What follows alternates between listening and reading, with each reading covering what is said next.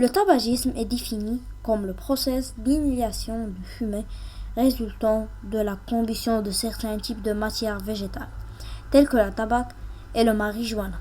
Sauf que le tabac est généralement connu, et cela se fait à l'aide de certains outils, tels qu'une cigarette ou une pipe. Il est indiqué que le tabac contient de la nicotine, qui provoque une dépense et peut avoir des effets stimulants et calmants.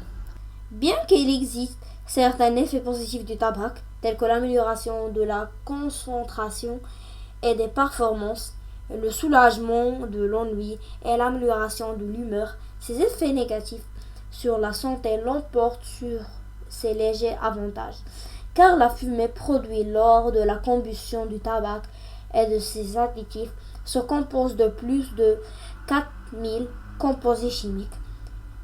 Et bon nombre de ces composés sont hautement toxiques. La toxicité a divers effets sur la santé. Voici quelques-uns des effets du tabagisme sur la santé humaine. La fumée nuit à presque tous les organes du corps en entraîne de nombreuses maladies. C'est plus de 16 millions d'Américains vivent avec une maladie causée du tabagisme. Le cancer du poumon. Le cancer du poumon est l'un des dommages les plus dangereux pour la santé. L'augmentation du risque d'avoir le cancer du poumon et le cancer du peau. Et aussi le risque d'avoir des cheveux gris et de ne pas avoir de cheveux va augmenter. C'est quoi le tabagisme passif et quels sont ses effets?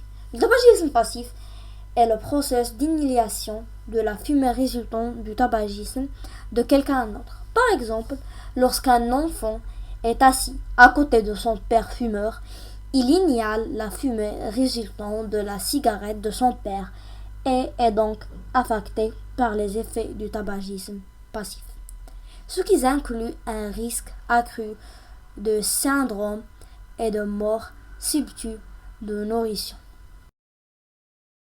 Comment on peut arrêter de fumer? Alors, premièrement, il faut manger des légumes et des fruits. Deuxièmement, il faut faire des exercices pour soulager le stress.